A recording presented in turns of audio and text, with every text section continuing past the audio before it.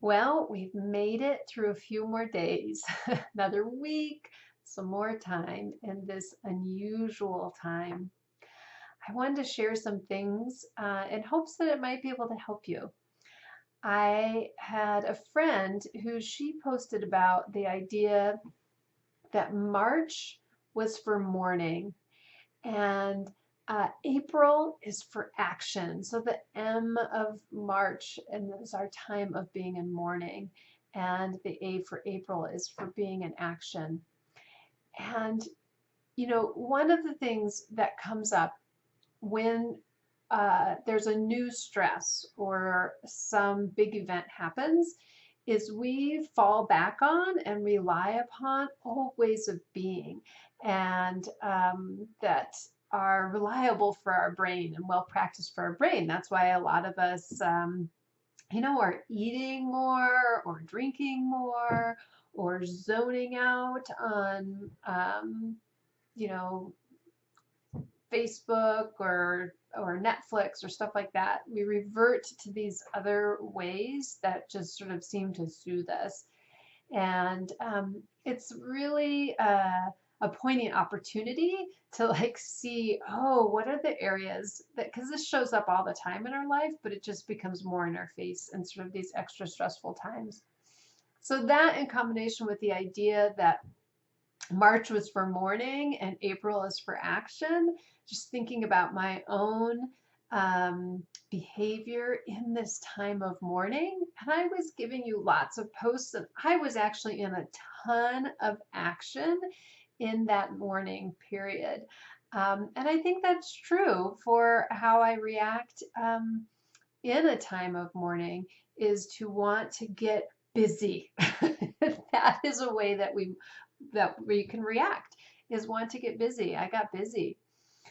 This week, coming into the first week of April, into this time of action, I actually have slowed down and gotten back into, wait a second, what is my intentional actions? How is it that I'm wanting to be in the world? And it reminded me of a quote that I wanted to read to you whoop, I just lost it. There we go. That I think is very useful for this time. This is a quote from Viktor Frankl. He's a survivor of the concentration camps of Nazi Germany in time of the war. And he's a neuroscientist. He said, between stimulus and response, there is a space.